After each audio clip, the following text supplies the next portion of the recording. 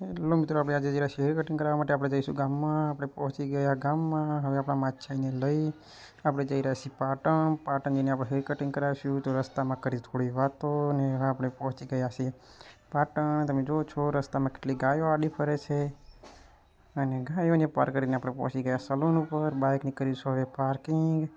તો બાઇક થઈ રહ્યું છે પાર્ક. બાઇક પાર્કિંગ કરીને આપણે હવે જઈશું દુકાનની અંદર.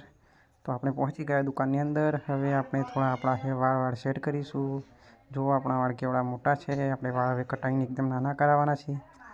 તો જોજો આપણા વાળ કેવા લાગે કમેન્ટ કરીને જરૂર બતાવજો. તો આ રહ્યા આપણા વાળ.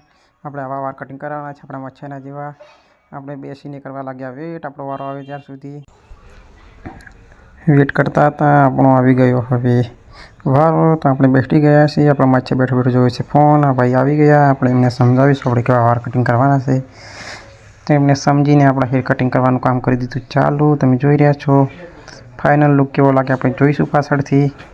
તો આપણા હેર કટિંગનું કામ કંઈક ચાલુ છે. જો આવી રીતે કાપવાનું અને એવું લાગે છે માથામાં આવવાથી હોય ચોટલી. આપણા વાળ કટિંગ થઈ ગયા છે ફાઇનલી. હવે થોડીક જ વારમાં આપણે જોઈએ આપણા વાળ કેવા લાગે છે. તો જો આ રહ્યો આપણો ફાઇનલ લુક. આપણા વાળ કેવા લાગે કમેન્ટ કરીને જરૂર જણાવજો. આપણે વાળ કટિંગ થઈ ગયા છે. હવે આપણે ઘરે જવા નીકળીશું. તો હવે આપણે ઘરે જવા નીકળી ગયા છીએ. આપણે આવી ગયા બહાર.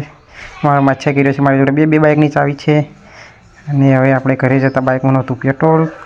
તો જઈશું પેટ્રોલ ભરાવા નીકળી ગયા છીએ અને રાત પડી ગઈ છે એટલે ડીઝલ આવતું નથી બરાબર. આપણે થોડીક જ વારમાં પહોંચી ગયા પેટ્રોલ પંપ પર. હવે ભરાઈ રહી છે પેટ્રોલ પંપ લાઇટ સારી હોવાના કારણે રિઝલ્ટ સારું આવ્યું. આપણે હવે નીકળી ગયા ઘરે માછાઈને મૂકીને આપણે જઈ રહ્યા છીએ ખેતરમાં.